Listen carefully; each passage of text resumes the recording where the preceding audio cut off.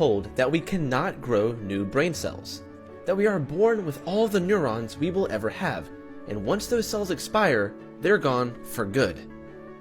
But now, researchers have found that humans continue to produce new neurons throughout their lives, at least until you're 97 years old. But it's no secret that it becomes harder to remember things as we grow old.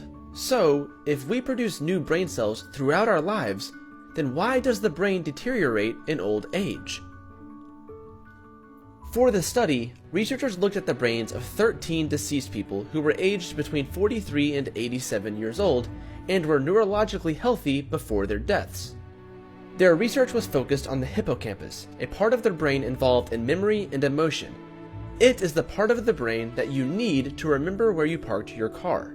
When they looked at these brains, what they found surprised them. In the brains of these healthy people, researchers found newborn neurons. However, the number steadily declined with age. Between the ages of 40 and 70 years old, the number of fresh neurons spotted in the brain declined from about 40,000 to 30,000 per cubic millimeter.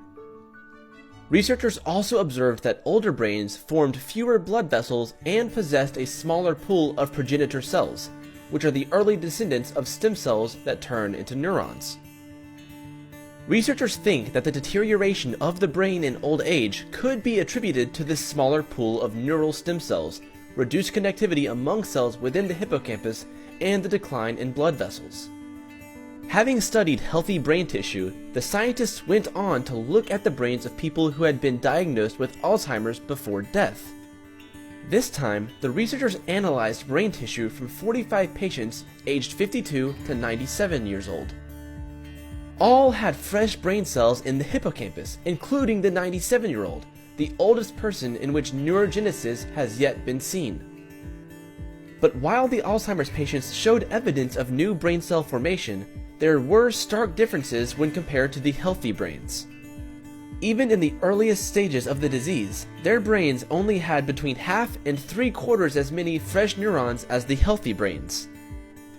In participants in the early stages of Alzheimer's, the number of new neurons forming fall from 30,000 per millimeter to 20,000 per millimeter. This decline in neurons occurred even earlier than the accumulation of amyloid beta, which is the hallmark of Alzheimer's disease.